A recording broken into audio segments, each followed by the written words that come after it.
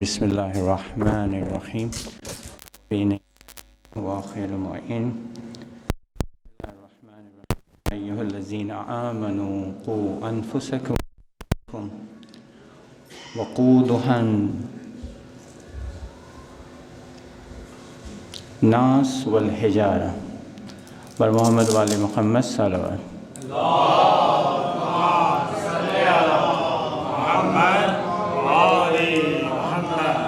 سورہ تحریم کی آیت نمبر 6 سے گفتگو کا آغاز کیا گیا۔ یہ قرآن کی آیت جو ہے تمام مومنین سے مخاطب ہے، خطاب جو ہے ایمان والوں سے، اور ہم سب کو معلوم ہے کہ ایمان اسلام کے بعد اسلامی تعلیمات کا دل میں اتر جانا اور اعضاء و جوارح سے اس کا اظہار ہونا ہے۔ ایمان یعنی قلبی طور پر دین کو تسلیم کر لینا، اور اس تسلیم کرنے کا نتیجہ جو ہے وہ عمل کی صورت میں ظاہر ہوتا ہے۔ لہٰذا یہ خطاب جو ہے ایمان والوں سے ہے، اور بچنے کی بات ہو رہی ہے۔ عموماً تقوی جو بہت زیادہ کامن ورڈ ہے، اس کو ہم یہ سمجھتے ہیں کہ اس کا تعلق جو ہے پرہیزگاری سے ہے، یعنی جنت اور دوزخ سے ہے۔ جی ٹھیک ہے، ایک معنی اس کا یہ ہے، اور عام الفاظ میں کہا جاتا ہے کہ ایسی جھاڑیوں سے یا کانٹوں سے گزرنا کہ جہاں پر آپ کا لباس ٹکرانے کا اندیشہ ہے تو آپ بچا کے چلتے ہیں، اس کو تقوی سے تعبیر کیا گیا۔ گویا ہر وہ چیز جو ہمارے لیے خطرہ ہے، ہمیں نقصان پہنچا سکتی ہے، اور ہر وہ چیز جس سے فائدہ حاصل ہو سکتا ہے اس کو تقوی کی ڈیفینیشن میں لایا جا سکتا ہے۔ لہٰذا کہہ رہے ہیں کہ سب سے پہلے اپنی ذات کو بچائیں، اور اس کے بعد اپنے اہل خانہ کو بچائیں، دوسرا درجہ ہے۔ اور فرماتے ہیں کس چیز سے بچائیں؟ آگ سے بچائیں۔ آگ کی تعبیر دراصل دوزخ سے، دوزخ کے ایک مصداق جو بڑا مصداق ہے وہ آگ ہے، جو سزا کے طور پر وہاں پر موجود ہے، اس سے بچنے کی بات ہو رہی ہے۔ کنایہ ہے نار، آگ دوزخ کا کنایہ ہے۔ دراصل ایک اشارہ کیا جا رہا ہے کہ آخری میں رزلٹ ضرور آنا ہے۔ جو کچھ بھی ہم انجام دیں گے اس دنیا میں، تقوی کا نتیجہ یہی ہے کہ ہم اس آگ سے بچ پائیں گے۔ یہ بچنا دراصل اس عواقب بد سے بچنا ہے، اس بری نتائج سے بچنا ہے کہ جو ہمارے لیے بہت زیادہ نقصان دہ ہو سکتی ہے۔ اور پھر فرما رہے ہیں آگ کی خصوصیت بیان کر رہے ہیں۔ کون سی آگ، کیسی آگ؟ عام طور پر یہ دنیاوی آگ جو بہت ہی جلدی سے مختلف طریقوں سے اس کے نقصان سے بچا جا سکتا ہے، فرماتے ہیں اس کا ایندھن جو ہے وہ انسان بھی ہوگا اور پتھر بھی ہوں گے۔ پتھر اشارہ ہے شدت سے، اور انسان خود اس آگ کا ایندھن ہوگا، اسی کے ذریعے سے روشن ہوگی۔ ملتا ہے قرآن کی تعبیر میں کہ دوبارہ جلے گا، بھسم ہو جائے گا، پھر دوبارہ سے گوشت پوش آ جائے گا، پھر دوبارہ چلے گا، اور یہ عمل جاری رہے گا۔ یہ آیت جو ہے دراصل انذار کی آیت ہے، ہم کو متنبہ کر رہی ہے کہ ہمارے ساتھ کیا ہونے جا رہا ہے۔ انسان غافل ہے، بہت زیادہ غافل ہے، بہت جلدی بھول جاتا ہے، بہت جلدی فراموش کر دیتا ہے۔ اسی لیے ایک فلسفہ جو قرآن میں مختلف تعبیرات کے ذریعے سے مختلف مفاہیم کو دوبارہ بار بار ذکر کیا گیا ہے، اس کا ایک فلسفہ یہی ہے کہ انسان بھول جاتا ہے، نسیان سے ہے۔ کہا جاتا ہے لفظ خود ورڈ انسان نسیان سے بھول جاتا ہے۔ اس کی خصوصیت میں سے ایک خصوصیت یہ ہے کہ بہت جلدی بھول جاتا ہے، اور اگر ہم نہیں بھولتے تو پھر ہم اپنے عزیزوں کی انتقال کرنے پر، اپنے سے جدا کرنے پر ہر وقت روتے ہی رہتے۔ یہ بھی ایک نعمت ہے کہ مصائب آل محمد ہم سے بھولے نہیں جاتے۔ اس کی وجہ بھی یہی ہے کہ تکرار ہے، کیونکہ اس کی بار بار ہم یاد کرتے ہیں، اور وہ عقیدت اور وہ اٹیچمنٹ جو لمحے بھر ہمیں ان سے جدا نہیں کرتی، جو ہماری ماؤں نے ہماری گٹھی میں ڈالی ہے، ہمارے والدین نے ہماری گٹھی میں ڈالی ہے، اس کی وجہ سے ہم نہیں بھولتے۔ اور یہ غم واحد غم ہے جو ہمیشہ جاری و ساری ہے۔ خدا ہمیں اس غم کے ساتھ ہمیشہ رکھے۔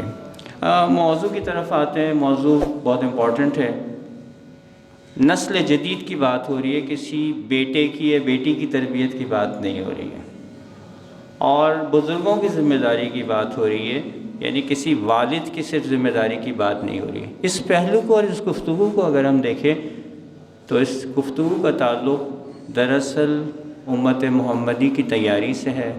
ہم سب کو معلوم ہے ہم جس امام کے انتظار میں، اس کے لیے بالآخر ہمیں تیاری کرنی ہے، اور تیاری کے اندر جو اس زمانے میں حالات ہمارے سامنے ہیں، فلسطین ہمارے سامنے ہے، یمن ہمارے سامنے ہے، اور مختلف حالات جو دنیا میں تیزی سے تبدیل ہو رہے ہیں وہ ہمارے سامنے ہیں، تو ہمیں نظر آ رہا ہے کہ وہ جنہوں نے تیاری کی ہے وہ ان حالات میں بھرپور کردار ادا کر رہے ہیں اس وقت، اور وہ جنہوں نے تیاری نہیں کی ہے وہ تماشا دیکھ رہے ہیں دور سے بیٹھ کے، یا تو اپنے غم کا اظہار کر رہے ہیں یا بے تفاوت ہیں، یعنی کوئی ان کی انٹینشن نہیں ہے، کوئی ان کی توجہ نہیں ہے اس مطلب کی طرف۔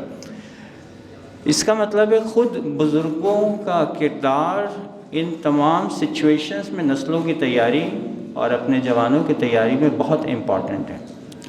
اگر ہم رول کو دیکھنا چاہیں تو کوئی بھی تبدیلی ان انسانوں کے ذریعے سے ہوتی ہے جن کی ڈیولپمنٹ ہو چکی ہوتی ہے۔ ہماری جدید اصطلاح میں جب تک ہیومن ریسورسز کو ڈیولپ نہ کیا جائے ان کی پروڈکٹیوٹی ان کی کیپیبلٹیز کے مطابق نہیں ہوتی۔ کیا مطلب یہ ہے کہ انسان کو خدا نے کچھ صلاحیتیں دی ہیں، ان صلاحیتوں سے جتنا بھرپور استفادہ کر کے وہ تیار ہوگا اتنا ہی زیادہ وہ کیا ہوگا، اس میدان میں آگے ہوگا۔ اور یہ دور جو ہے وہ سبقت کا دور ہے، جو پہلے تیار ہو گیا وہ پہلے سرخرو ہو گیا۔ اس کو اگر ہم اور واضح کرنا چاہیں تو انسان کو خدا نے جو کمالات دیے ہیں ان کمالات کا تعلق دنیا سے بھی ہے اور آخرت سے بھی ہے، کیونکہ آپ ہمیشہ دعا مانگتے ہیں ربنا آتنا فی الدنیا حسنہ وفی الآخرۃ حسنہ۔ کیا صرف دعائیں مانگنے سے چیزیں مل جاتی ہیں؟ اگر ایسا ہوتا تو ہم گھر میں بیٹھے رہتے اور دعائیں مانگتے رہتے ہیں اور وہ چیزیں ہمیں مل جانی چاہیے تھی، جبکہ ہم دیکھتے ہیں کہ چھوٹی چھوٹی نعمتوں کے لیے بھی ہمیں ایفرٹ کرنی پڑے گی۔ رزق ایک مثال ہے، گھر میں بیٹھ کے تو رزق حاصل نہیں ہوگا، روایات متعدد ہیں، اس کے حصول کی تگ و دو کرنی پڑے گی تو حاصل ہوگا۔ جس طرح سے ایک رزق کھانے پینے کی چیز کو کہتے ہیں، تو رزق تو صرف کھانے پینے کا نام نہیں ہے، ہر عطا کو رزق کہتے ہیں، ہر نعمت کو رزق کہتے ہیں خدا نے جو ہمارے لیے خلق کی ہے۔ تو سب سے پہلے ہمیں یہ پتہ کرنا پڑے گا خدا نے ہمیں کیپیبلٹیز کیا دی ہیں، ہماری کیپیسٹی کیا ہے روحی لحاظ سے اور جسمانی لحاظ سے۔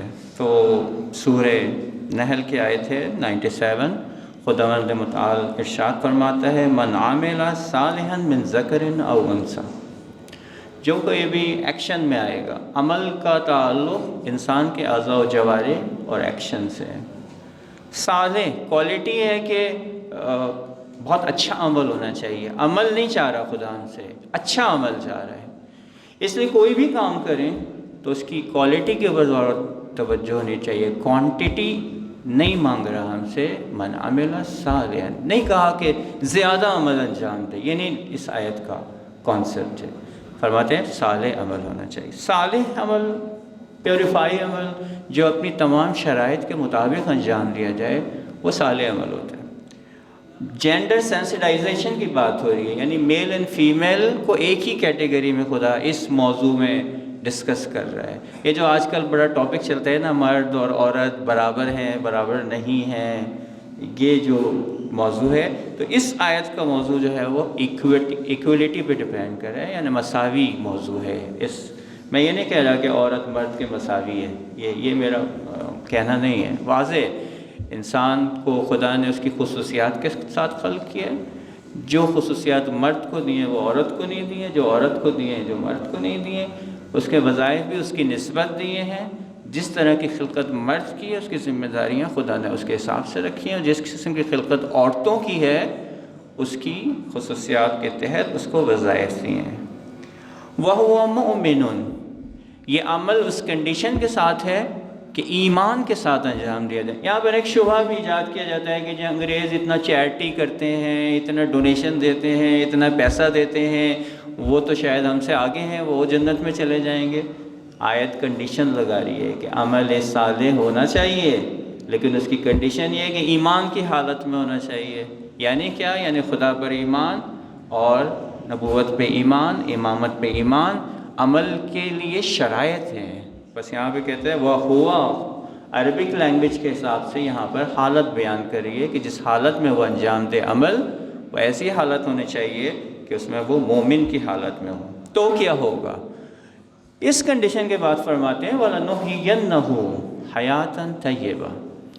اس کے اندر عربک گرامر کے حساب سے ایک لام پہلے آیا ہے. لام جو ہے کسی بھی فعل کے اوپر جب داخل ہوتا ہے لا کی صورت میں، اس کا مطلب ہوتا ہے شور شارٹ، تاکید کرتا ہے، بالکل ایسا ہوگا. پھر اس کے بعد جو ہے نحینا کے بعد نون جو ہے تشدید کے ساتھ جو آ رہا ہے وہ بھی اسی لیے استعمال ہوتا ہے، شور شارٹ، بالکل ہوگا، یعنی دو تاکیدیں بیان کر رہا ہے. اور تیسرا صیغہ جو استعمال کیا خدا نے اپنی طرف نسبت دی ہے اس حیات کو عطا کرنے کی، یہ اس سے بھی زیادہ اسٹرانگ آرگومنٹ ہے کہ جب خدا کہہ رہے ہے کہ میں حیات عطا کروں گا اور حیات پاکیزہ عطا کروں گا، تو پھر ممکن ہی نہیں ہے کہ یہ وعدہ پورا نہ ہو. فَلَنُحْيِيَنَّهُمْ حَيَاتًا طَيِّبَةً. بس جو بھی عمل ہے اس کے ریوارڈ کے بارے میں ذکر کر رہا ہے، چاہے عورت ہو چاہے مرد ہو، اس کو حیات طیبہ عطا ہوگی. اور آگے جزا کی بات ہو رہی ہے. ظاہر بات ہے حیات اور جزا، حیات اس دنیا میں بھی ہے اور اس دنیا کے بعد بھی ہے، موضوع اس کا دونوں ہے. لیکن جزا جو ہے وہ آپ کی عموماً ماں باپ کی بات ہوتی ہے. قیامت کے اندر ریوارڈ ملے گا. یہ دنیا عمل ہے اور وہ دنیا جزا کی ہے اور ریوارڈ کی ہے. فَلَنَجْزِيَنَّهُمْ أَجْرَهُمْ، اجر کی صورت میں عطا ہوگی. کس طرح سے، کس مقدار میں زیادہ ہوگا اجر، کم ہوگا؟ فرماتے ہیں بِأَحْسَنِ مَا كَانُوا يَعْمَلُونَ. جس طرح کا عمل ہوگا، جس کیفیت سے ہوگا، جس مقدار سے ہوگا، جتنی ایفرٹ دنیا میں ہم کریں گے اتنا ہی ریوارڈ ملے گا. نسبت سے ریوارڈ ہے، جتنی نسبت سے ہم عمل انجام دیں گے اتنی نسبت سے. یہاں سے عدالت کا مفہوم واضح ہو جاتا ہے کہ جزا میں بھی اور سزا میں بھی عدالت دنیا میں پاسبل نہیں ہے، یہ آخرت میں ہی ملنے والی ہے. بس ٹارگٹ ہمیں پتہ چلا کہ خدا نے جو ہمیں ٹارگٹ دیا ہے اس دنیا میں اور آخرت کی جو بات کی ہے، حیات طیبہ کا حصول، یہ ہمارا ہدف ہونا چاہیے زندگی کا اور ٹارگٹ ہونا چاہیے. یہ پہلا مقدمہ ہو گیا کہ انسان کے لیے خدا نے اسے ایسے رہا نہیں کر دیا، آزاد نہیں چھوڑ دیا کہ بس صبح اٹھیں اور شام میں آ کے سو جائیں، دن بھر رزق کی ایفرٹس کریں اور بس. کیا یہی ہدف ہے؟ ہم جو روٹین اپنے لیے، اگر ڈیلی بیسس میں ہمارے لیے ہدف یا گول یا ویژن ہمارے لیے کلیئر نہیں ہوگا تو ہم اس کے حصول کے لیے ایفرٹس نہیں کریں گے. اس کا مطلب ہے سب سے پہلی چیز جو ہماری امت کو سمجھنا ہے وہ یہ ہے کہ ایک ایسا گلشن آباد کرنا ہے کہ جس میں پاکیزگی ہی پاکیزگی ہو. ایک ایسی دنیا آباد کرنی ہے کہ جس میں کسی برائی کا، کسی ظلم کا شائبہ نہ ہو. اس معاشرے کی تشکیل کی ذمہ داری ہمارے کاندھوں پر ہے. اور یہی وعدہ ہے اس امام کے آنے کے لیے. کیا فرمایا کہ جس طرح سے دنیا ظلم و جور سے بھری ہوگی اسی طرح عدل و انصاف سے بھر دیں گے. یعنی فائنل ریزلٹس جو ہمیں حاصل ہوگا وہ امام کے ظہور کے بعد ہوگا. لیکن کیا ہم اس کے انتظار میں بیٹھے رہیں گے کہ وہ آئیں گے تو یہ سارا مسئلہ حل ہوگا؟ نہیں، قطعاً نہیں. انہوں نے خود انصار کی خصوصیات بیان کی ہیں کہ معاشرے کے جو ذمہ دار ہیں انہوں نے ایفرٹس کرنی، معاشرے کے جو جوان ہیں انہوں نے ایفرٹس کرنی ہے. اور وہ ایفرٹس جو ہیں ان کو ہم تقسیم کرتے ہیں تعلیم و تربیت کے پہلو سے. سب سے پہلا مرحلہ جو انسان کی خلقت کا ہے وہ خود ظاہر بات ہے کہ جب ہم زندگی کا آغاز کرتے ہیں تو ایک ان میرڈ جو بچہ ہوتا ہے وہ ایک اچھی ہمسر کا انتخاب کرتا ہے، ایک اچھی بیوی کا. یہاں سے تربیت کا عمل شروع ہوتا ہے، آغاز ہی یہاں سے. اور خدا نے خصوصیات بیان کی ہیں کہ ایک لائف پارٹنر میں کیا کیا خصوصیات ہونے چاہیے. ہم اپنی بچیوں کے لیے کس قسم کے رشتے دیکھیں، اپنے بچوں کے لیے کس قسم کے رشتے دیکھیں. رشتوں سے پہلے کی طرف آتے ہیں. اس وقت واقعاً اپنے بیٹے کے لیے ایک اچھی بیٹی کا انتخاب بہت مشکل ہو گیا ہے. آپ لوگ سب تقریباً صاحب اولاد ہوں گے اور جب آپ اس مرحلے میں داخل ہوئے ہوں گے کہ آپ کو اپنے بچوں کے لیے لائف پارٹنر کا انتخاب کرنا ہے، شریک حیات کا انتخاب کرنا ہے، تو کتنے ہی گھروں میں آپ گئے ہوں گے اور وہ خصوصیات تلاش کرنے کی کوشش ہوں گی جو آپ کے مد نظر ہیں، لیکن وہ مد نظر رکھنے والی خصوصیات، یہ موضوع الگ ہے، شادی کا موضوع ہے، یہ میرا موضوع نہیں ہے آج۔ وہ واقعاً آیا ہم نے یہ دیکھا کہ اہل بیت کی تعلیمات میں کس قسم کے لائف پارٹنر کا کہا گیا ہے کہ اس کا انتخاب کریں؟ ہماری نگاہ ہوتی ہے کہ اچھی جاب ہونی چاہیے، اچھا گھر ہونا چاہیے، پیسہ ہونا چاہیے، اسٹیٹس ہونا چاہیے۔ کہیں پہ کسی روایت میں، کسی آیت میں یہ موضوع ڈسکس ہوا ہے؟ نہیں ہوا۔ اچھا خاندان کی بات ہوئی ہے، اچھا کردار کی بات ہوئی ہے، اور اتفاق سے شادی کے بارے میں جو شادیاں وَنکِحُوا الایاما والی آیت، اس کے اندر وعدہ خود رزق کا خدا نے کیا ہے، لیکن ہمیں اعتماد نہیں ہے۔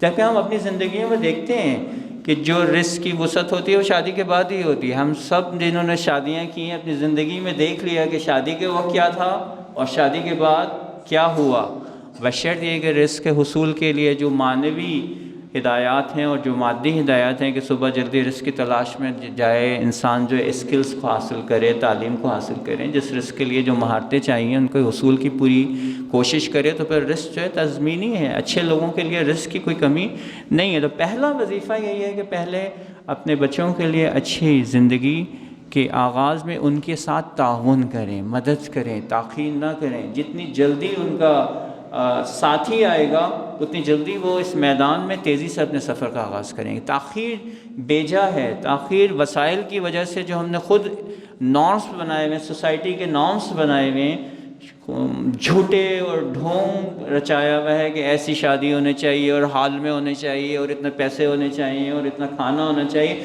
یہ ڈھونگ ہے۔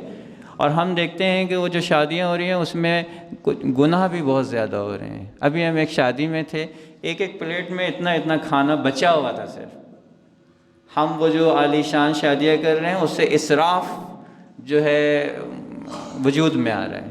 یہ تو ایک موضوع ہے کھانے کا۔ گناہ کی بات، محرم نامحرم کے اخلاق کی بات، میوزک کی بات، بے پردگی کی بات، اور بہت سارے ایسے موضوعات ہیں جو ہماری شادیوں میں تیزی کے ساتھ جو ہیں وہ گناہ کی طرف بڑھ رہے ہیں۔ ہم پازیٹیوٹی کی طرف نہیں بڑھ رہے اس میدان میں، بلکہ نگیٹیوٹی کی طرف بڑھ رہے ہیں۔ پہلے کی شادیاں شادی ہوتی ہیں، اب تعیش سے بھرپور ہو رہی ہیں، اور ہم اپنے نوجوانوں کے لیے مشکل کھڑی کر رہے ہیں۔ کون اس میں تبدیلی لائے گا؟ بزرگوں کے ہاتھ میں فیصلہ ہے، بزرگوں کے ہاتھ میں ڈیسیزن ہے۔ خواتین کو جہد دینا مردوں کے اختیار میں ہے، ان کے ساتھ ڈسکشن کرنا مردوں کے اختیار میں ہے، اور دوسری طرف سے جوانوں کے بھی اختیار میں کہ کیوں ایسی جھوٹی اور کاذب خوشیوں کو خوشی سمجھتے ہیں۔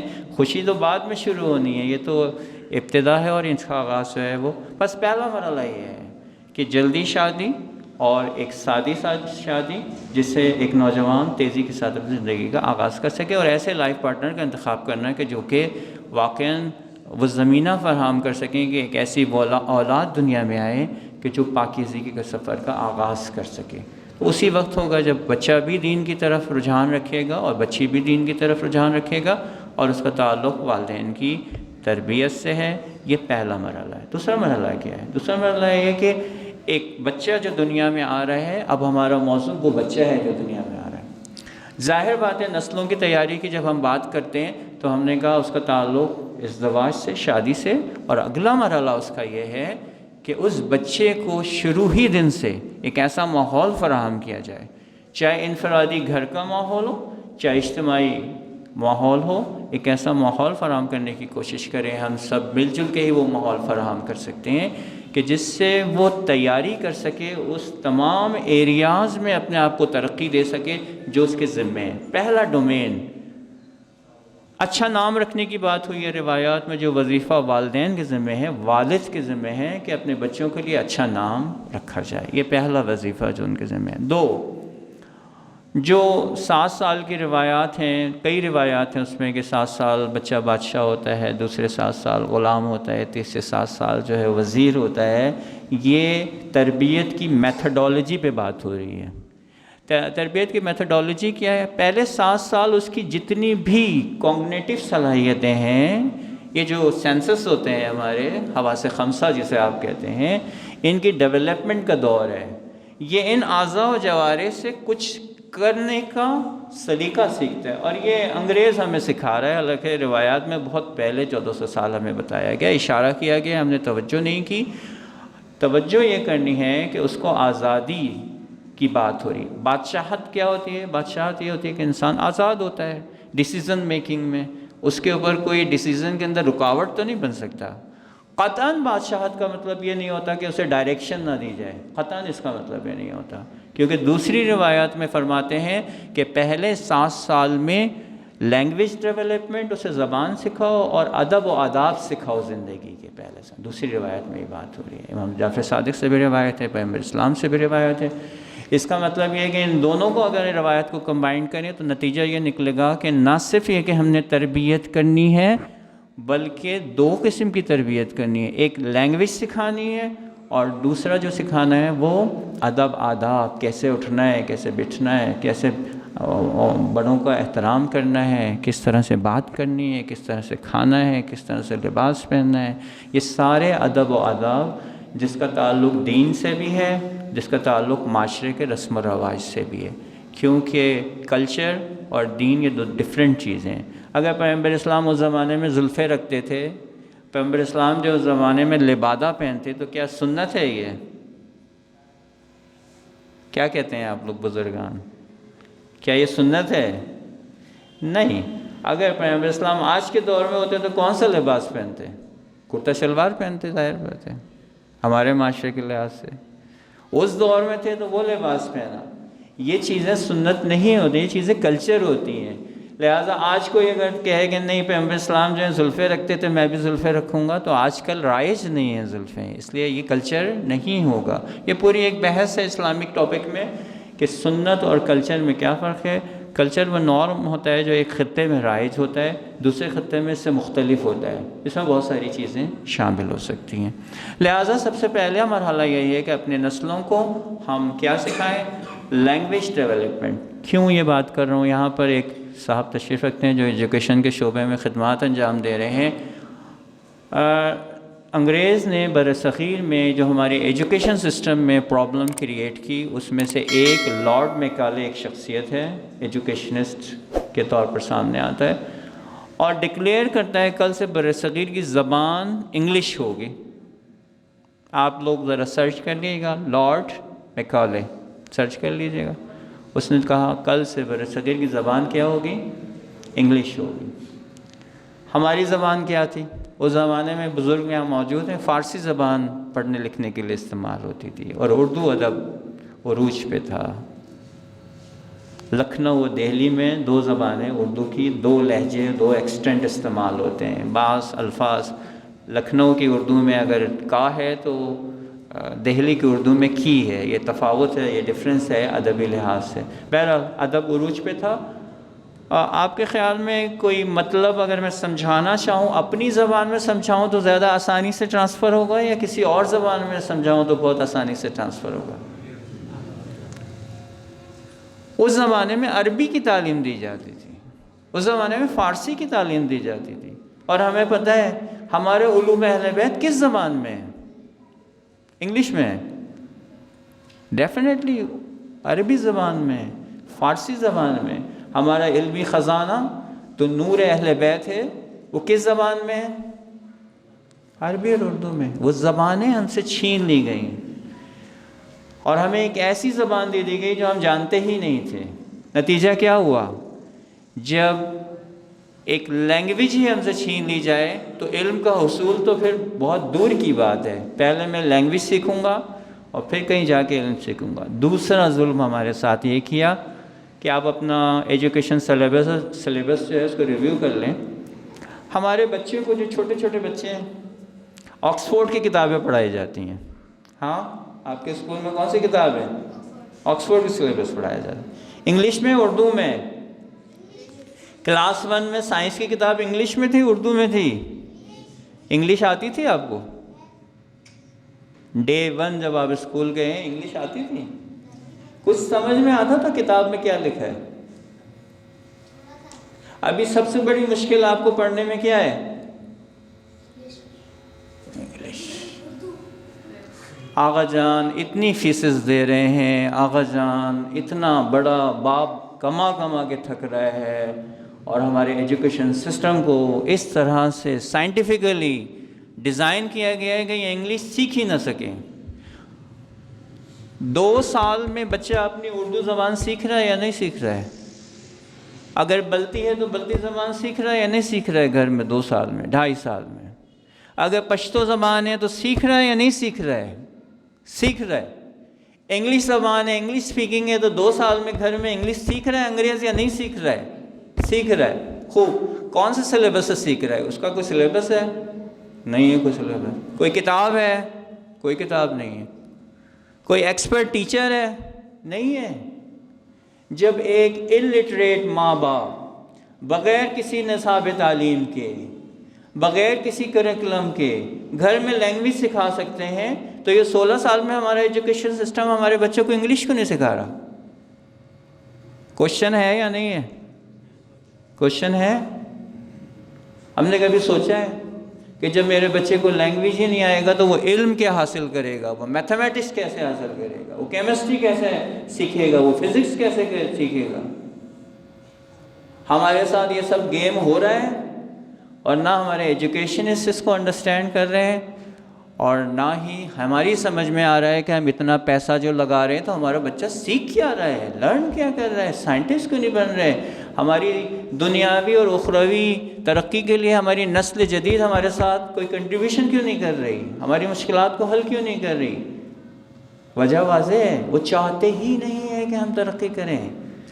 میں یہ بات کیوں کر رہا ہوں کہ میں نہ صرف یہ کہ دینی تعلیم میں نے حاصل کی اور اسپیشلائزیشن میری فقہ و اصول ہے جو شریعت کا علم ہے، بلکہ میں نے 12 سال ایجوکیشن میں پریکٹیکل کام کیا، خود میں یونیورسٹی کوالیفائڈ ہوں، اور اس کے بعد ابھی حوزہ علمیہ قم میں باقاعدہ ایجوکیشن پڑھائی جا رہی ہے، اور میں ابھی ایم فل کا تھیسس ڈیفینڈ کر کے آ رہا ہوں۔ میری فیلڈ ایجوکیشن ہے، اس لیے یہ بات کر رہا ہوں کہ لینگویج ایک بیریئر بن گیا ہے، اور جب ہم اس کو انڈرسٹینڈ نہیں کریں گے تو ہم کیا ایفرٹ کریں گے ایسے تعلیمی ادارے بنانے کو جن کی اصلاح ہو اور وہ سسٹم نئے بنے اور ہم اس پہ خرچ کریں اور ایک ادارہ بنائیں؟ نہیں، ہم تبرک کے لیے پیسہ خرچ کرنے کے لیے ڈھیروں تیار ہیں، لاکھوں روپے آپ ہم سے تبرک کے لیے مانگ لیں، اور وہ ہونا چاہیے، وہ جاری رہنا چاہیے، بالکل قطعاً اس کی اجازت نہیں ہے کہ اس کو آپ جو ہے وہ چھوڑ دیں، نہیں، تبرک کی برکت سے ہی کتنے شیعہ ہوئے ہیں۔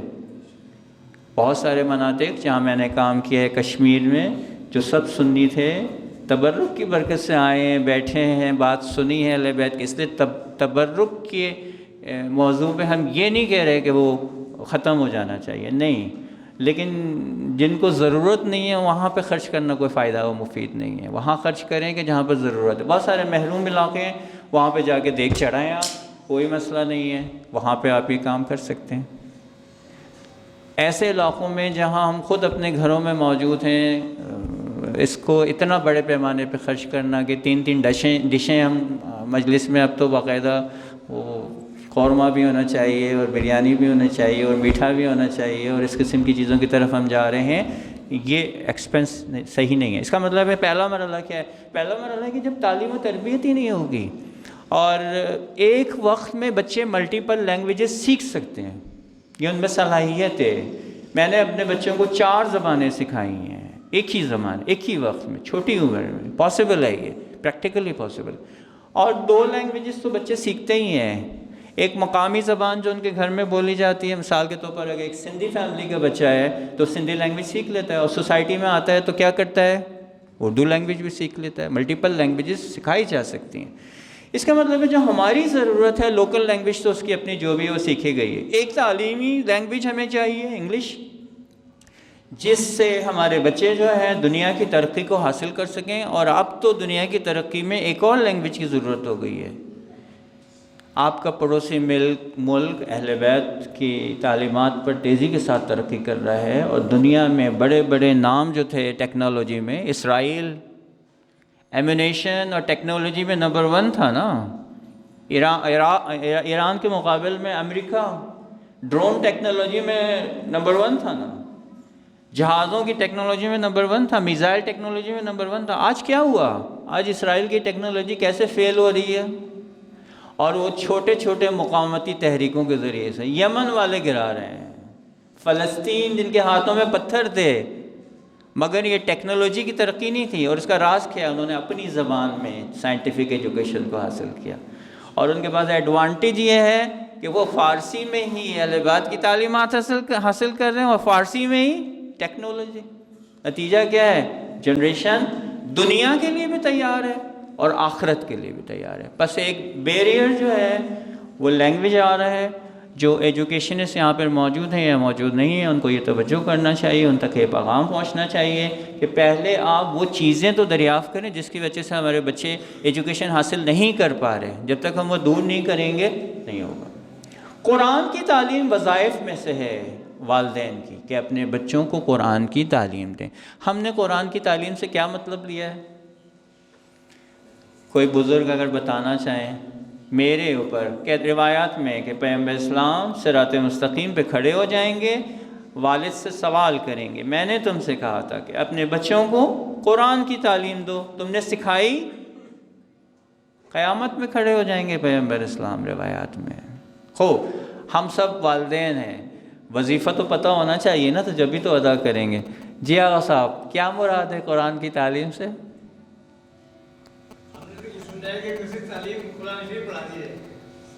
واقعاً یہ قرآن کو پڑھنا سیکھ لیں، یہ وظیفہ ادا ہو گیا، اور پیغمبر اسلام کا ہم جواب دے پائیں گے؟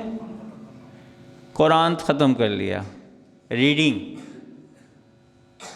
کیا ریڈنگ کافی ہے قرآن کی؟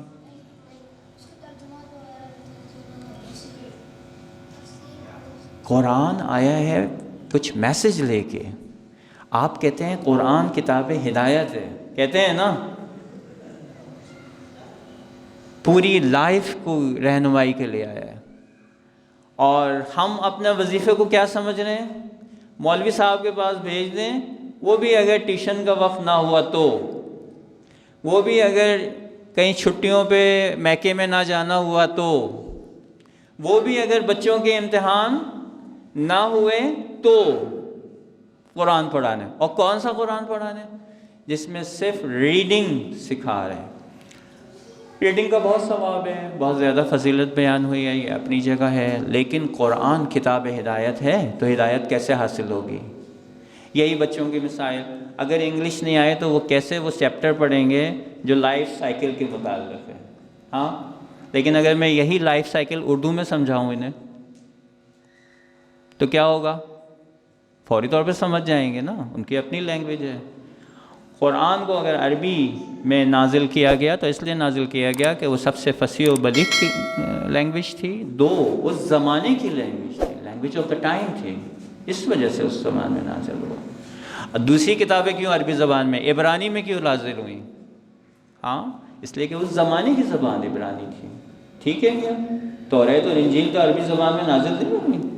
خوب، اس کا مطلب ہو گیا لینگویج اہم ہے کہ جس سے آپ سمجھ سکیں، یا وہ لینگویج سیکھ لیں یا اس لینگویج کو اپنی لینگویج میں کنورٹ کر کے سیکھ لیں۔ ظاہر بات ہے ہر زبان کی اپنی باریکیاں ہوتی ہیں اور وہ کسی دوسری زبان میں منتقل نہیں ہو سکتی، یہ تو آپ مانیں گے نا کہ اس کا حسن اور اس کی باریکیاں، اس کی نزاکتیں، اور قرآن اتنی وسیع بڑی کتاب ہے کہ اگر آپ ٹرانسلیشن بھی کریں گے تو ریئل سینس میں اس کا میسج آپ کو صحیح معنوں میں ٹرانسفر نہیں ہوگا۔ بہت آسان کورس مفاہیم قرآن کے نام سے، 3 جلدیں ہیں، 12-20 چیپٹر میرے خیال میں ایک کتاب میں ہے، نہیں 12 چیپٹر ہے، 12 چیپٹر ہے کتاب میں، ذہن میں میرے نہیں ہے، بہرحال 48 لیکچر ہیں شاید میرے خیال میں، 48 16 یا 48، بہرحال میکسیمم 60 لیکچر۔ کسی نے مفاہیم قرآن کا کورس کیا ہے؟ نہیں کیا؟ کیا ہے؟ کتنی ایک جلد میں کتنے چیپٹر ہیں جلد اول میں؟ Basic level. بہرحال زیادہ 60 لیکچر ہیں، 45 منٹس ایک لیکچر کے لیے چاہیے۔ اگر آپ نے وہ 3 جلدیں جو 8 کلاس کا بچہ پڑھ سکتا ہے، یہ تو میرے خیال میں 6 میں ہو، 6 کلاس کے بچے ہو نا، 8 کلاس میں اگر کوئی بچہ ہے 8 کلاس سے آن ورڈ، اگر وہ 60 لیکچر صرف اس کی ایکٹیویٹی کے ساتھ سیکھ لے، نتیجہ یہ ہے کہ وہ 87% قرآن اپنی لینگویج میں سمجھے گا۔ اتنی ترقی کے بعد بھی جب علماء نے اتنی محنت کر دی. اور یہ قرآن کا جو سلیبس ہے مفاہیم قرآن کا، جماعت اسلامی اس پہ بہت کام کرتی ہے. اسی لیے اگر آپ دیکھیں تو جماعت اسلامی قرآن فہمی کے مرحلے میں ہم سے بہت آگے. تفہیم قرآن کے نام سے ان کے باقاعدہ سرکل ہوتے ہیں، ہر محلے میں اسٹڈی سرکل ہوتا ہے، اور وہ کیا کرتے ہیں ہفتے میں قرآن سے متمسک ہیں. خوب ہمیں کیا کہہ کے گئے تھے پیغمبر اسلام؟ کس کو اور کس کو تھامے رکھو؟ گمراہ نہیں ہوگے. اگر آج ہم گمراہ ہیں تو اہل بیت کو تم تھامے ہوئے ہیں. اہل بیت کی کس چیز کو تھامے ہوئے ہیں؟ ذات کو یا تعلیمات کو؟ ہدایت کو یا ذات کو؟ ذات ہے ان سے قربت کا ذریعہ، وہ بھی ضروری ہے. بہترین فضائل ہم تو ان کے فضائل بیان ہی نہیں کر سکتے، اور نہ بیان کرتے ہیں، کوتاہیاں کرتے ہیں. اسی لیے ہمیں مقصر کہا جاتا ہے، کوتاہیاں کرتے ہیں. فضائل بہت زیادہ ہیں اور بیان ہونے چاہیے. فضائل کا فائدہ کیا ہے؟ فضائل کا فائدہ یہ ہے کہ ہم ان سے متمسک ہو جائیں گے، ان سے قریب ہو جائیں گے، ان سے انسپائر ہو جائیں گے، ان کی معرفت حاصل کریں گے. یہ حاصل کر سکیں گے کہ ان سے کیا حاصل کرنا ہے، ٹھیک، یہاں تک پہنچ سکیں. لیکن رکنا تو نہیں ہے نا. کتنی روایت ہر دن ایک کوئی روایت جو قول معصوم ہے اس کو ہم پڑھ کے اس کو انڈرسٹینڈ کرنے کی ایفرٹس کرتے ہیں. کوئی ایسا سلسلہ ہو ہمارے لیے کہ مسجد میں آتے ہیں 3 ٹائم، ہم 5 ٹائم تو نہیں آتے، 3 ٹائم آتے ہیں. ویسے تو فضیلت یہ ہے کہ 5 ٹائم جماعت ہو، مراجع نے تو یہ لکھا ہے توضیح المسائل میں. لیکن مصروفیت زندگی، اختیار جو خدا نے ہمیں دیا ہے کہ ہم اپنی مرضی سے بغیر کسی وجہ کے نمازیں بلا سکتے ہیں، تو ہم ایڈوانٹیج لے رہے ہیں فاسٹ لائف کا. لیکن جب ایڈوانٹیج لے رہے ہیں 3 دفعہ آتے ہیں تو 3 دفعہ میں 1 آیت 1 حدیث، اس کی ایفرٹ نہیں کر سکتے. ہم اپنے علماء سے ڈیمانڈ کریں کہ جی آپ کچھ نہ کریں، ایک چھوٹی سی حدیث، ایک چھوٹی سی آیت، اس کا میسج ہمیں کنوے کر دیں. 6666 آیتیں ہیں، خوب 365 دن ہوتے ہیں، ملٹیپلائی کریں. 20 سال میں کہیں جا کے یہ سائیکل پورا ہوگا اگر ہم ہر روز ایفرٹ کریں گے. اور اگر ہر روز ایفرٹ نہ کریں تو کب پورا ہوگا؟ کب وہ ہدایت حاصل کر سکیں گے؟ اس کا مطلب ہے ہم کوتاہی کر رہے ہیں، اور ہمیں اپنے آپ کو جھنجھوڑنا چاہیے. اور یہ جو محفلیں ہوتی ہیں، یہ جو درس ہوتے ہیں، یہ جو پروگرامز ہوتے ہیں، ان کا مقصد یہ ہوتا ہے کہ اس میں پوری ایجوکیشن تو حاصل نہیں کر سکتے، لیکن جھنجھوڑ سکتے ہیں آپ نے کہ تاکہ ہم سفر کا آغاز کر سکیں. پھر یہ دوسرا مرحلہ ہو گیا کہ ہمیں ادلا و باللہ اپنے بچوں کی دنیاوی تعلیم پہ بھی اتنی ہی اہمیت دینی ہے جتنی اخروی تعلیم پہ دینی ہے. اگر کوئی دنیاوی تعلیم پہ تو اہمیت دے لیکن اخروی تعلیم پہ اہمیت نہ دے، اس کا مطلب ہے اس نے اہل بیت کے مشن کو نہیں سمجھا. اور اگر کوئی دینی تعلیم پہ اہمیت دے اور دنیاوی تعلیم کو اہمیت نہ دے، اس نے بھی اہل بیت کے پیغام کو صحیح سے نہیں سمجھا. کیونکہ دعا ہی یہی کر رہے ہیں، فی الدنیا حسنہ و فی الآخرۃ حسنہ. اور یہ حسنہ حاصل نہیں ہوگی جب تک ہم ان علوم کو اور ان مہارتوں کو حاصل نہ کریں جو ہماری ریکوائرمنٹ ہے، ضرورت ہے. یہ پہلا مرحلہ ہو گیا. اب آگے آتے ہیں. اگر ہم نے ان چیزوں کو ریکٹیفائی کر کے اپنے بچوں کی تعلیم کے لیے ایفرٹ کر دی، آج کا دور اتنا ایڈوانس ہو گیا ہے کہ لائیو اسکلز، بہت ساری ایسی اسکلز بچوں کو چاہیے جو ان کی مستقبل کی لائف میں، چاہے وہ پروفیشنل لائف ہو، چاہے ان کی خاندان کی زندگی کی گزارنے کی اور اجتماعی زندگی گزارنے کی لائفز ہوں، وہ اسکلز انہیں چاہیے ہیں. مثال کے طور پر رابطہ برقرار کرنے کی اسکل. کیوں؟ کیونکہ اجتماعی زندگی ہے. اگر ایک انسان میں یہ صلاحیت نہیں ہے اور وہ شرماتا رہتا ہے اور سوشل لائف میں انٹر نہیں ہوتا، انٹیکشن نہیں کرتا، دوسرے سے بات نہیں کرتا، دوسرے سے کمیونیکیشن کی صلاحیت نہیں رکھتا، تو وہ سوسائٹی میں فٹ نہیں ہو سکتا، وہ ترقی نہیں کر سکتا. کیونکہ ترقی کا تعلق اجتماعی زندگی سے، ارتباط سے، اور وہ اسکل اگر اس کے اندر نہیں ہوگی تو کیا ہوگا؟ وہ کامیاب نہیں ہوگا. سکھائی ہے ہم نے اپنے بچوں کو یہ اسکل. آگے آ جائیں. Conflict resolution. اختلاف طبیعی ہے، ہر انسان دوسرے سے اختلاف کرتا ہے، چاہے انفرادی اختلاف ہو چاہے اجتماعی اختلاف ہو. دونوں صورتوں میں اس کو ریزالو کرنا ہے، حل کرنا ہے. اختلاف سے الگ ہونا ہے. ہم نے میاں بیوی سے الگ ہو گئی، کیوں؟ اختلاف ہے. بھائی بھائی سے الگ ہو گیا، کیوں؟ کیونکہ اختلاف ہے. بھائی اختلاف کو رفع کرنا سیکھنا ہے. کیسے ہم اختلاف کو ریزالو کر سکتے ہیں؟ انگریز نے بڑے اچھی طرح سے ہمیں اختلاف کو رفع کرنے کی میتھڈالوجی سکھائی ہے.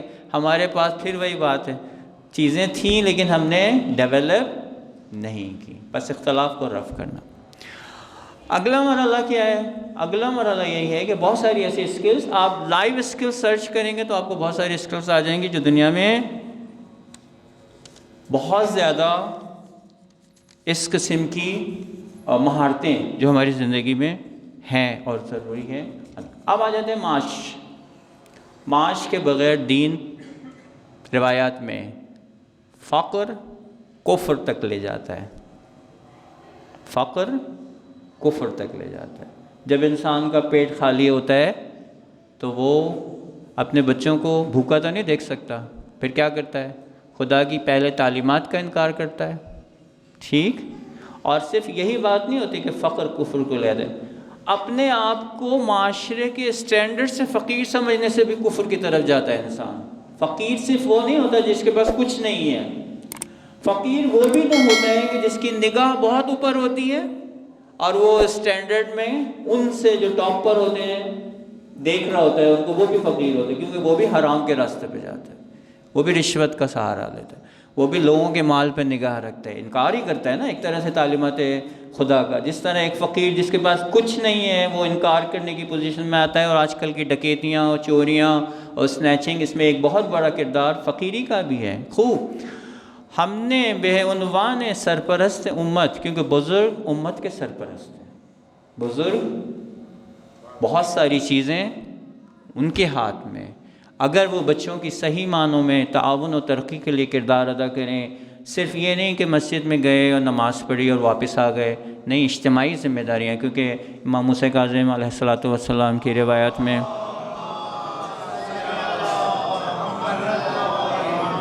بیان کرتے ہیں کہ اپنے وقت کو 4 حصوں میں تقسیم کرو۔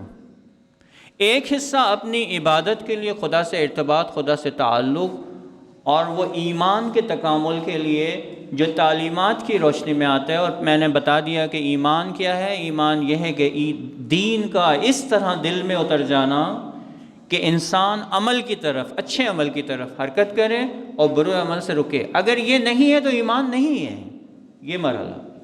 اس کے لیے تگ و دو کرے، کیوں؟ کیونکہ پھر شروع میں بات ہوئی کہ انسان غافل ہے، انسان جو ہے وہ چیزوں کو بھول جاتا ہے، انسان سست ہو جاتا ہے، انسان شیطان کے چنگل میں آ جاتا ہے، شیطان اس کو برائی کی دعوت دیتا ہے اور وہ پھر نیکیوں سے ڈی ٹریک ہو کے، اور آپ نے دیکھا ہوگا بعض اوقات کیفیت معنوی اتنی اچھی ہوتی ہے کہ انسان کو بڑا مسجد میں آنے کا شوق ہو جاتا ہے۔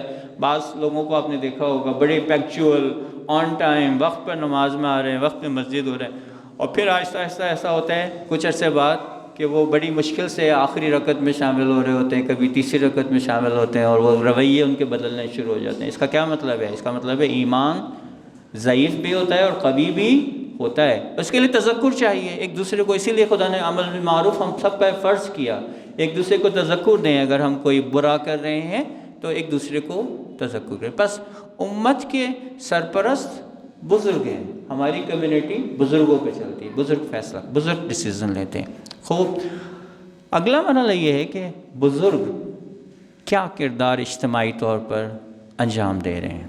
مثال میں اسی درس کی محفل ہے، یہ ایک بہانہ ہے کہ ہم ذکر اہل بیت کر رہے ہیں، کیونکہ تمام باتیں جو کی جا رہی ہیں وہ تعلیمات آل محمد کی روشنی میں، قرآن کی آیت، قرآن کی وضاحت کر کے احادیث کی روشنی میں گفتگو کی جا رہی ہے۔ اس کا مطلب ہے حدیث قصہ میں جو ہے وہ حفت بہم الملائکہ واستغفرت لہم، ملائکہ جب ذکر اہل بیت ہوتا ہے تو ہم کو گھیرے میں لے لیتے ہیں اور ہمارے لیے استغفار کرتے ہیں۔ تو جب بھی یہ محفلیں ہوتی ہیں تو 2 ایڈوانٹیج ہو رہے ہیں، علم تو آ ہی رہا ہے بلکہ ملائکہ ہمارے لیے استغفار کر رہے ہیں، توبہ کر رہے ہیں۔ ہمارا اپنے لیے استغفار کرنا کہاں، اور ان ملائکہ کا استغفار کرنا کہاں جہاں گناہ کا شائبہ ہی نہیں ہے، تصور ہی نہیں ہے، ان کی استغفار کہاں۔ اس لیے ایسے مواقعوں کو ویلکم کرنا چاہیے، وارملی ویلکم کرنا چاہیے جہاں ذکر اہل بیت کی محفلیں ہوتی ہیں۔ اور ذکر اہل بیت یہی ہے کہ ان کے فضائل بھی بیان کیا جائے اور ان کی تعلیمات کے اوپر بھی بات کی جائے۔ یہ خود درس کون آرگنائز کر رہا ہے؟ جو کوئی بھی آرگنائز، مجھے جوان نظر آ رہے ہیں، یقیناً بزرگ بھی ان کے ساتھ ہوں گے۔ جوانوں کی ارننگ کیا ہوتی ہے؟ اسٹوڈنٹ ہوتے ہیں، ان کی سپورٹ بہت زیادہ۔ سماجی طور پر ان کا کردار کیا ہوتا ہے؟ بزرگوں کی سرپرستی کے بغیر آیا یہ جوان اس قسم کے پروگرامز کو بڑی اچھی طرح انجام دے سکتے ہیں آپ کے خیال میں؟ ضرورت ہے کہ وہ لوگ جو برسر روزگار ہیں، وہ لوگ جو کمیونٹی کے سرپرست ہیں، وہ ان جوانوں کے ساتھ کم از کم کچھ نہیں کر سکتے تو تھپکی تو دے سکتے ہیں کہ ہاں بیٹا بہت اچھا کام کر رہے ہو، اتنے سالوں سے آپ ریگولر ایسے پروگرامز کا انعقاد کر رہے ہو، یہ جذبہ قابل تحسین ہے، تمہیں خدا انشاءاللہ برکت دے، تمہاری زندگیوں میں برکت دے، تمہارے مال میں برکت دے۔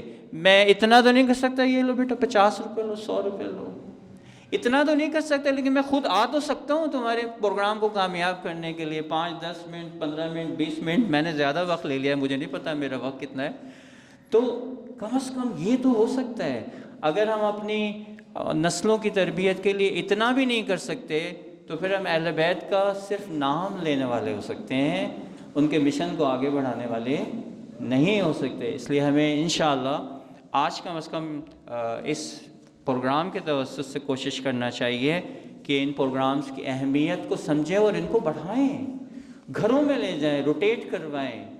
اور ایسا نہیں ہے، علماء بہت آتے جاتے رہتے ہیں، اگر قوم کے علماء سے آپ لوگ رابطے میں ہوں گے، نجف کے علماء سے رابطے میں ہوں گے، وہ آتے جاتے رہتے ہیں، یہاں پہ جو علماء موجود ہیں ان کو اگر آپ وارملی ویلکم کریں گے اور آئیں گے تو اتفاق سے ہمارے علماء تو آپ سے لفافہ بھی نہیں مانگتے ہیں، وہ ذاکر و خطیب تھوڑی ہیں کہ پہلے طے کریں گے کہ آپ 5 لاکھ روپے دیں تو پھر ہم آئیں گے، اور 10 لاکھ دیں تو وہ آئیں گے، اور وہ بتاتے بھی اپنی جیب سے ہیں، جو چیزیں مطالب بیان کر رہے ہوتے ہیں ان کو تو علم دین ہے ہی نہیں، حاصل ہی نہیں کیا انہوں نے۔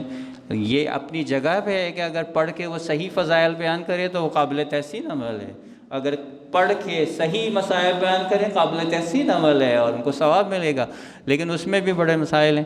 لہٰذا انشاءاللہ ان محفلوں کو گھروں میں، مساجد میں ایسی ٹارگٹ اورینٹڈ پروگرام جس میں ٹاپک بھی اپنی ضرورت کے تحت ہو، آپ خود ڈیمانڈ کریں کہ جی ہمارے معاشرے میں یہ پرابلم آ رہا ہے، بچے جو ہیں موبائل نہیں چھوڑ رہے، بچے جو ہیں وہ بدتمیزی کر رہے ہیں، بچے جو ہے یہ کر رہے ہیں، بڑے جو ہے یہ کر رہے ہیں۔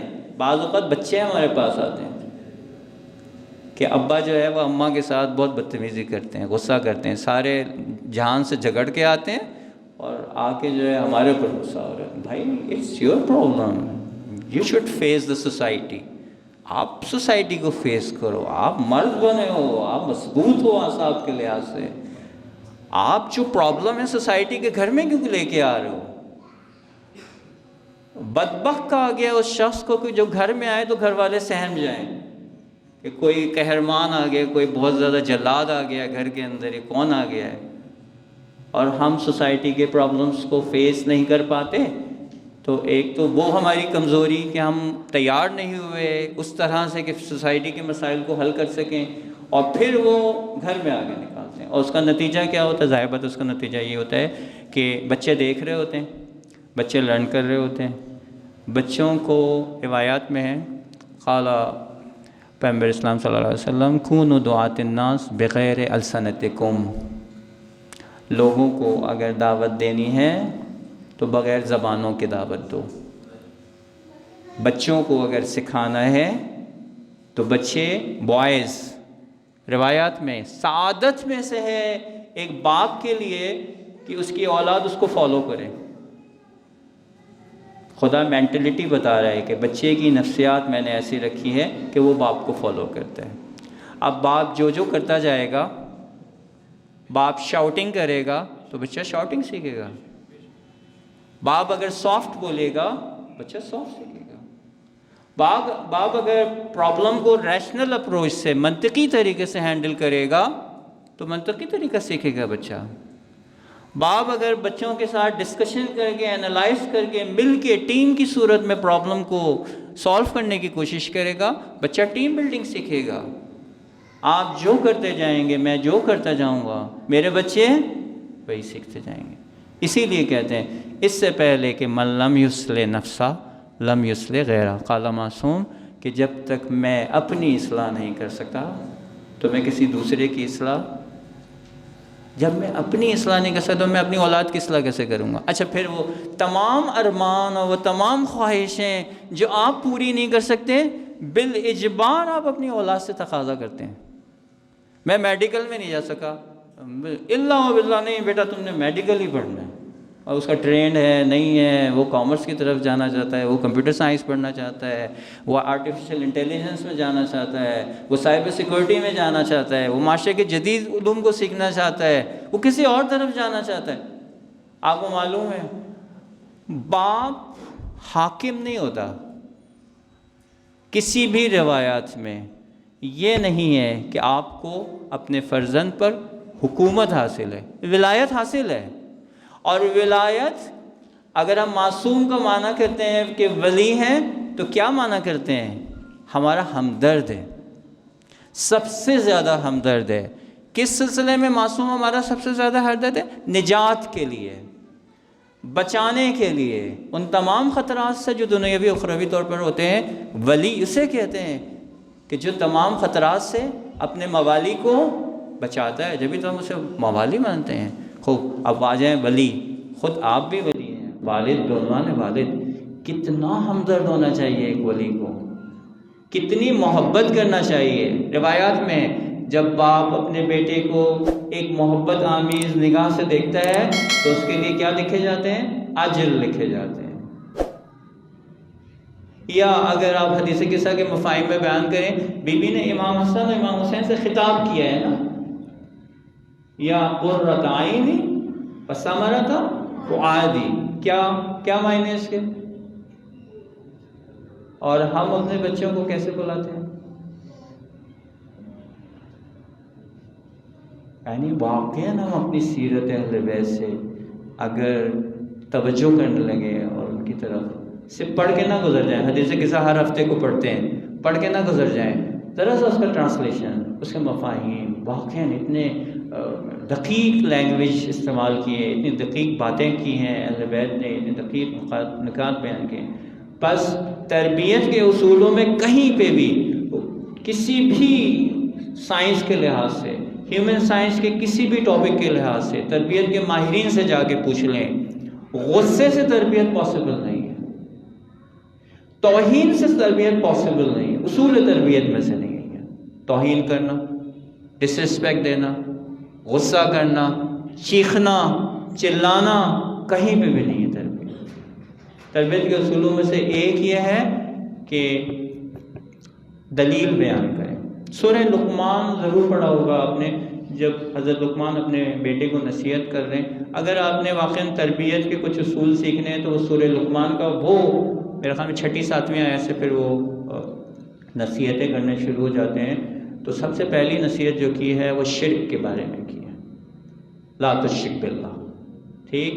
اور دلیل بیان کی ہے، دلیل کے بغیر کوئی بھی بات نہیں سمجھاتے. ہمارے بچے لاجیکل ڈیولپمنٹ چاہتے ہیں، خدا نے ان کی فطرت ایسے رکھی ہے. آپ جو بھی مطلب سمجھانا چاہتے ہو، معصوم نے وجہ بیان کی ہے کہ یہ نہ کرو کیونکہ یہ ہوگا.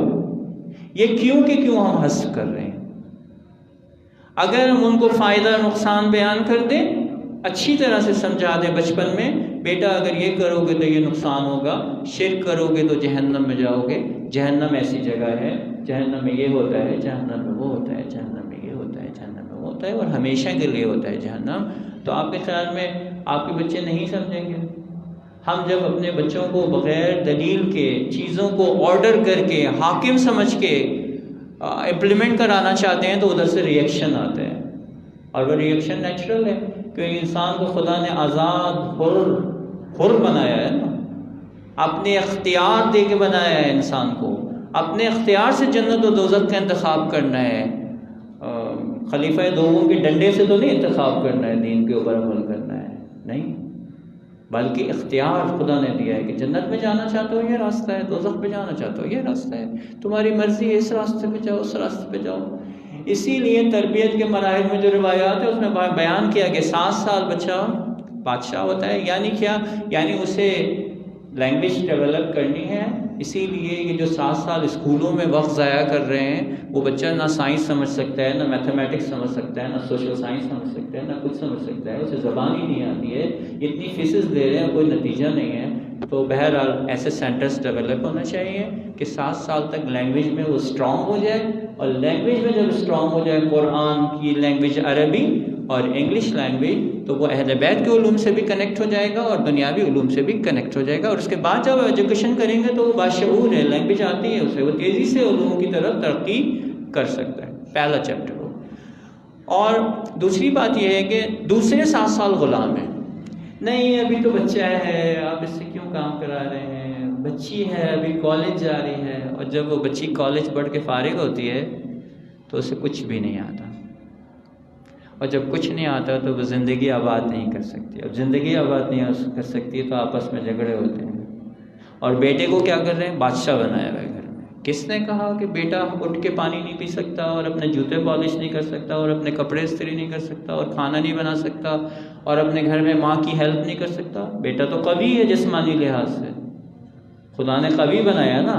ادھر تو آپ دلیل لے کے دیں الرجال قوامون علی النساء، اور جب کام کرنے کا وقت ہوتا ہے تو سارے کام آپ اپنے خواتین کے اوپر ذمہ داری لگا دیتے ہیں۔ نہ عبادت، نماز تہجد پڑھنا ہے اس نے، نہیں، کہاں سے پڑھے گی؟ 10 بجے تک تو 11 بجے تک تو مہمان ہے، وہ کھانے بنا رہی ہے سوسائٹی کے آپ کے مہمانوں کے، اور فلاں کر کے اور صفائی کر کے، اور نہیں، ساس کا رول ہے کہ گھر کے سارے کام جب کلوز ہوں گے پھر سو گے، تو صبح خدا سے ملنا ہے، ملاقات کرنا ہے، کوئی ضرورت نہیں ہے۔ سیدھی سی چیز ہے۔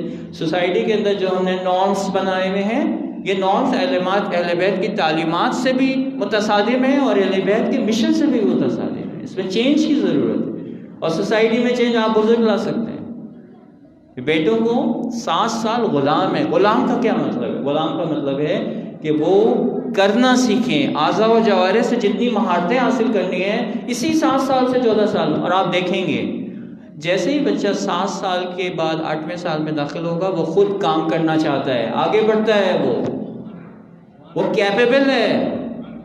کیوں نہیں دے رہے اس کو کام؟ کیوں نہیں بھروسہ کر رہے؟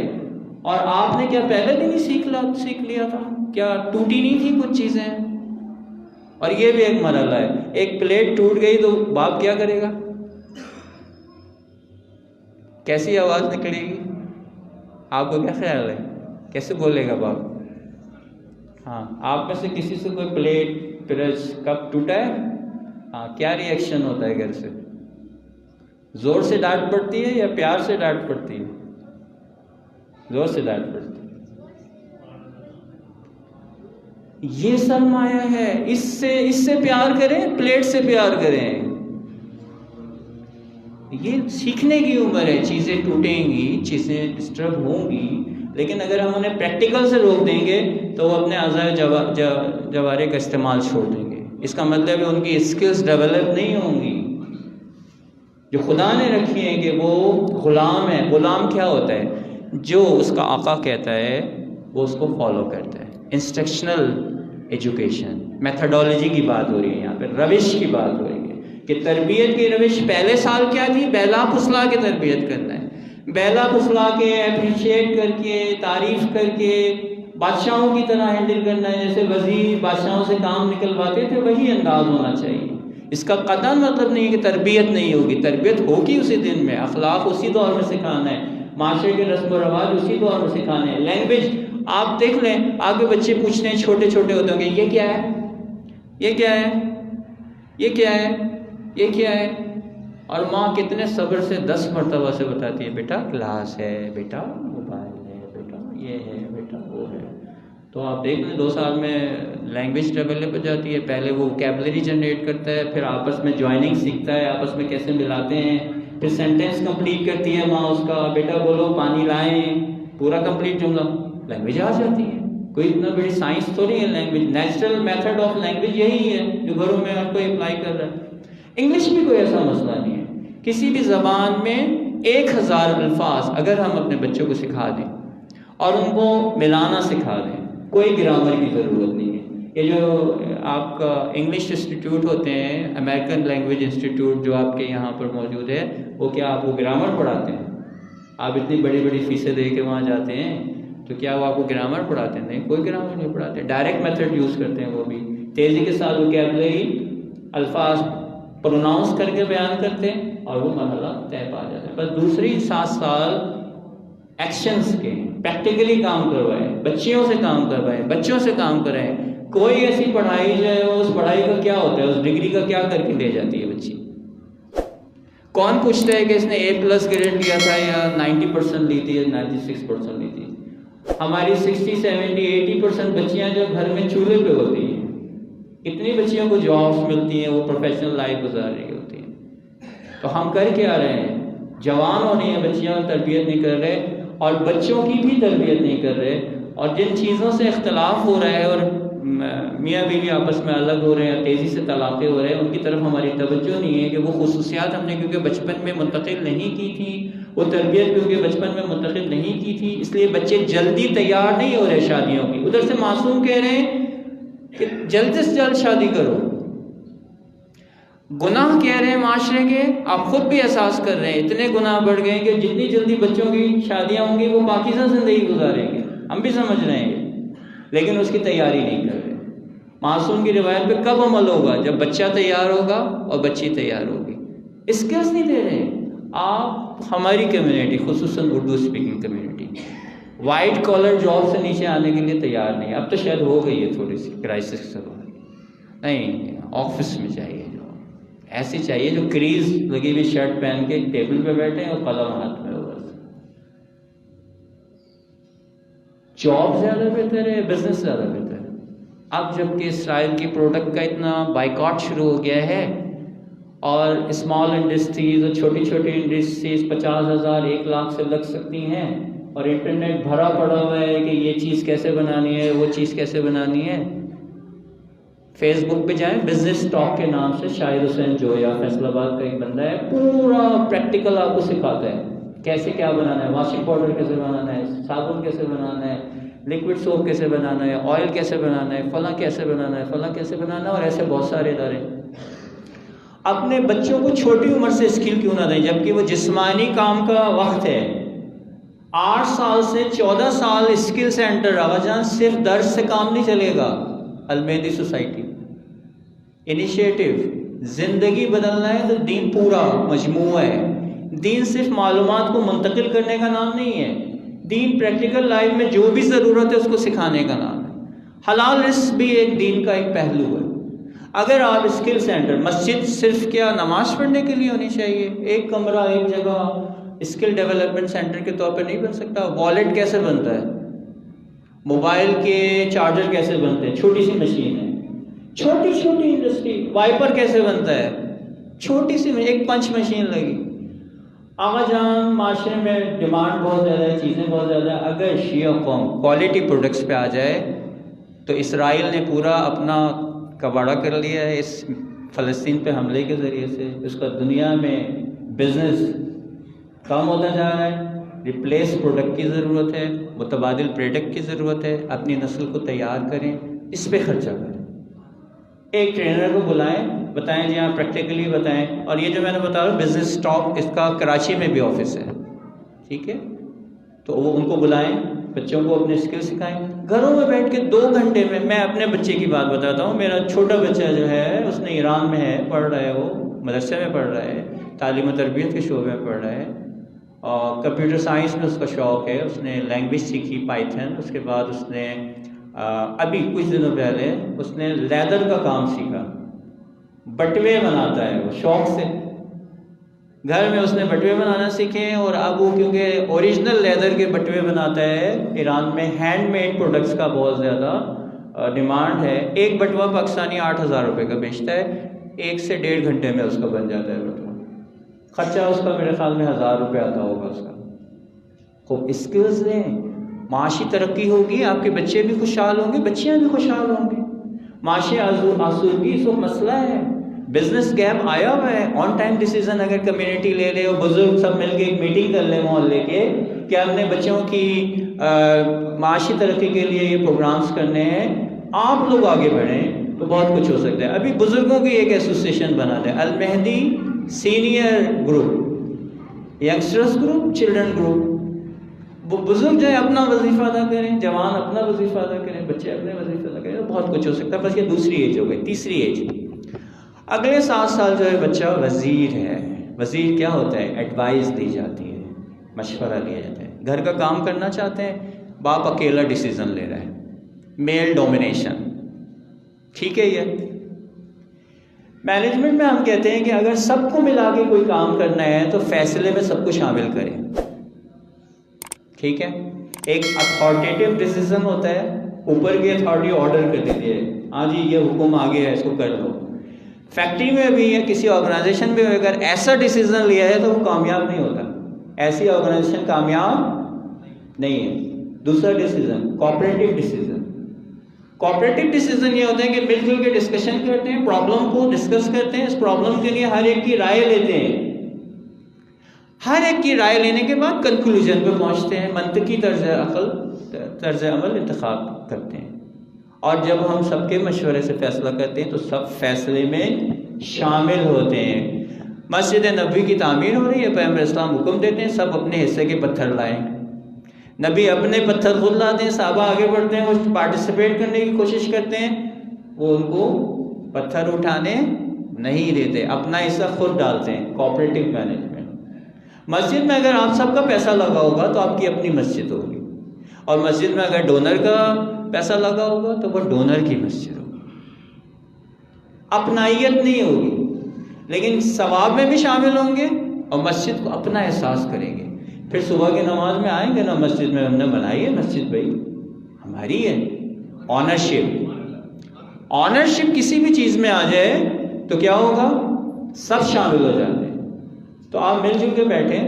مسائل ہیں, بہت ہیں, معلوم ہے مجھے کراچی میں بہت زیادہ مسائل بڑھ گئے, لیکن انفرادی جو ہم کوششیں کر رہے ہیں یہ کبھی بھی فروٹفل نہیں ہوں گی.